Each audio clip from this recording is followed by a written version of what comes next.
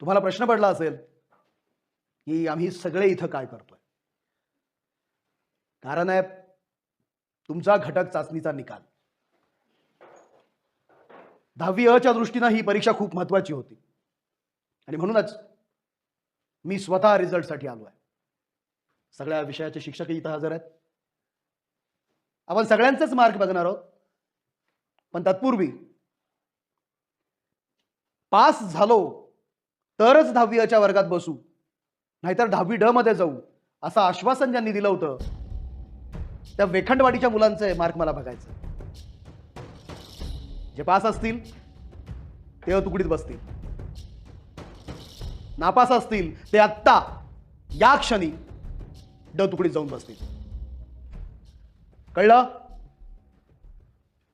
मी सगळ्या विषय शिक्षकांना विनंती करतो की त्यांनी आपापल्या विषयाचे मार्क सांगायचे.